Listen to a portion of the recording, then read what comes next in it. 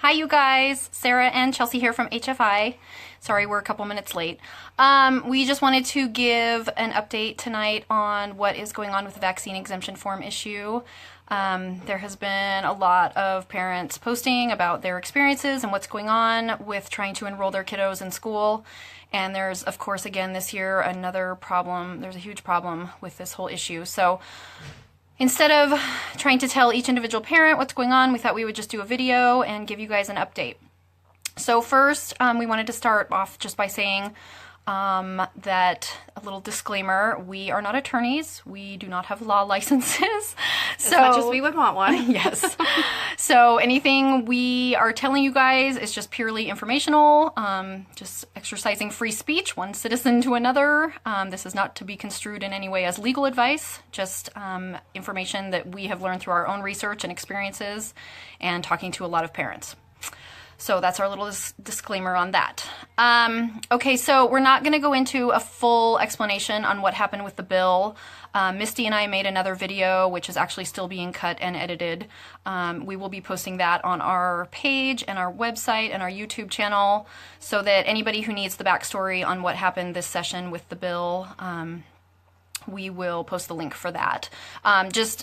Just for our purposes for tonight, the bill died. It was thrown in the drawer by Senator Hyder because the governor, it's a long story, but the governor came down and told Senator Hyder, who was previously the one working with us on it and who was going to be our bill sponsor and who's also the chairman of the Health and Welfare Committee on the Senate side, the governor told him to throw it in the drawer. So that's what happened. And I was literally begging him for a hearing, and he told me in his office that on the last day that we could be scheduled for a hearing, that there's no problem.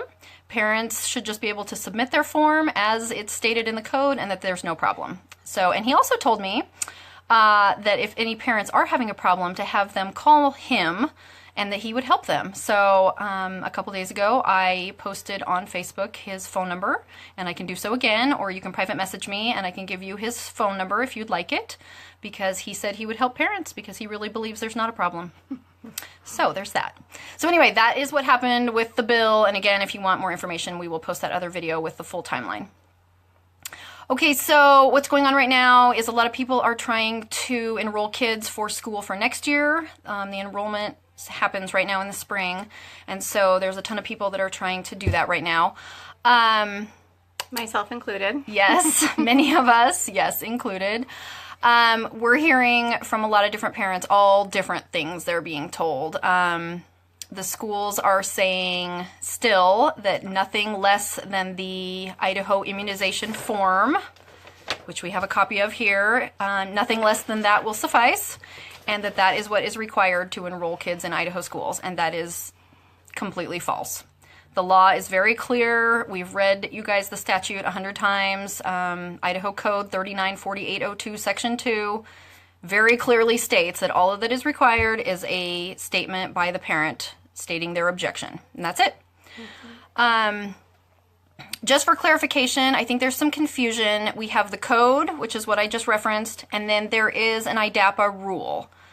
The code is the supreme law of the land, period, end of story. The IDAPA rule was written after the code was passed. It was written by the Department of Health and Welfare. It was passed and approved by the legislature. However, really the only reason that happened is because nobody was there to challenge it. Of course, I wish now, that was several years ago, I wish now that I would have known and that I could have been there to challenge it, because it clearly needed to be challenged. The way they wrote the rule, it is attempting to go above and beyond and outside of what the code says, and that is not legal. And we've had more than one attorney agree with us on this point, that what they have done with this rule is not legal. As well as the senator. Yes. So basically the only reason that that's still going on is because no one has challenged them yet in court. And because our bill was thrown in the drawer, which is exactly my theory on why the bill was thrown in the drawer, is because they knew our bill was going to add verbiage to the code, which would have completely ruled that, or, you know, made that rule completely useless, because it made it very clear that nothing else was required except for a statement by parents, and they couldn't let that happen because then their rule would have disappeared. So that's where we're at today. Do you have anything to add so far? Yes. We've also been hearing from multiple parents, and myself included, just today when I tried to go register my 5-year-old, that they are coming up with a new form. We haven't confirmed it as far as Health Freedom Idaho goes, but we have to assume that it's probably the one that Dick Armstrong presented during that hearing. So if you're being told to sign something before it even exists, don't do it.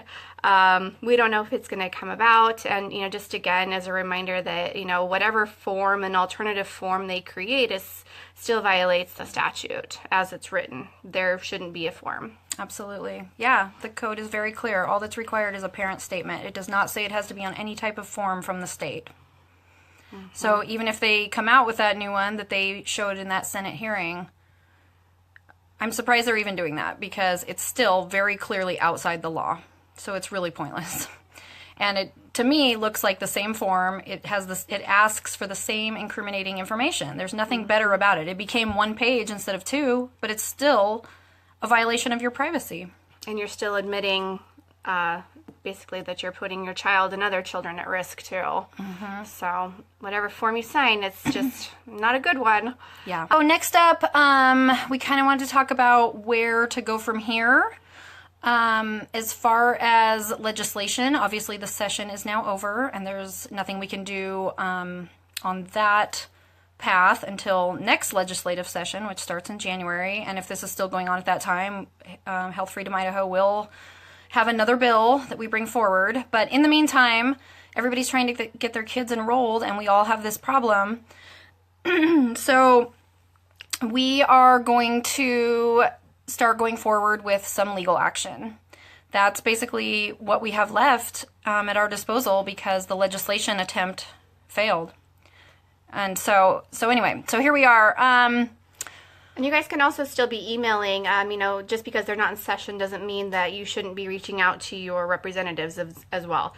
Especially Hyder, he's the one that drawed this bill. So we should be reaching out and saying that this continues to be a problem. With families and parents to the state, they need to know that it exists. So nothing wrong with educating in the off season. Right. We want to call it season. Absolutely. And I would encourage people to email your own representatives, your own senator, and Senator Hyder, since he's the one who's familiar with this. He was the one that was going to carry the bill for us, and he's the one that says he'll help us. So I will again post his contact information for everybody to send him information.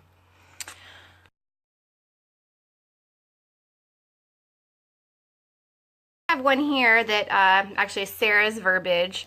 It says, to whom it may concern, pursuant to Idaho Statute 39-4802, Title 39, Chapter 48, Number 2, the Privacy Rule of the Health Insurance Portability and Accountability Act of 1996, 45 CFR Part 160 and Subparts A and E of Part 164, as well as Idaho Statute 39-4803 that clearly states registry of the immunization status of Idaho children are voluntary.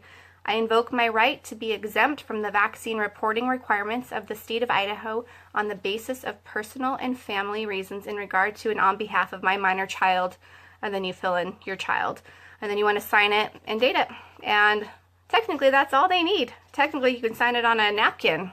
Yeah. And they should take it. That's actually way more than they need. Yeah. We cited, Idaho Code and HIPAA in there, but that's actually even more than the statute calls for. So, and those parents that are, I'm like you guys that are, forced with that difficult decision of, do I sign that incriminating form just so that my kid can attend school? Because I'm not in a position where I can homeschool at this point, unfortunately.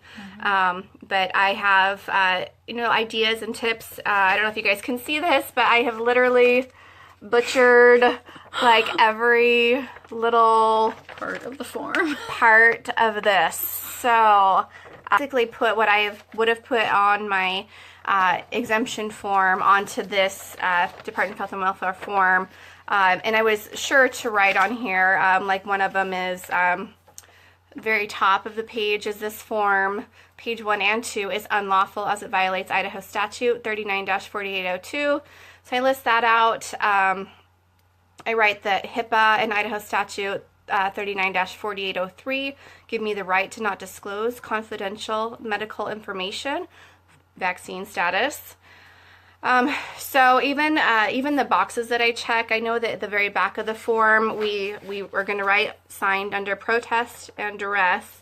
I went ahead and put, because you have to initial to each vaccine that your child hasn't had. Again, none of their business. But Seriously. I put I'll check boxes on page 1, as well as the dates provided, completed under duress as well. So there's lots of stuff we can do to change this. And again, the hard part about this form is that there's still no consistency, just like there's no consistency in which schools don't require it. Just for example, I know that one of our other HFI members went to a school that's literally 2 miles from the school that my child is enrolling in. Again, same district, and there's no issue whatsoever. And then I go to my school, and it's a huge issue. Right.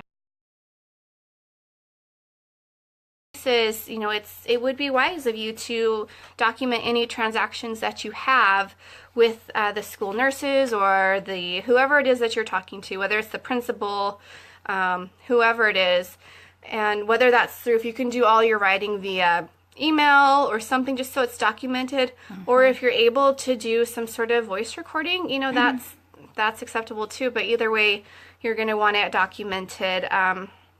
That this is a problem, because even our legislators and our lawmakers don't believe that parents are being denied enrollment into public schools. So that was one of the big things that we heard at the Capitol, was that, well, we've never heard this. Yeah. So document.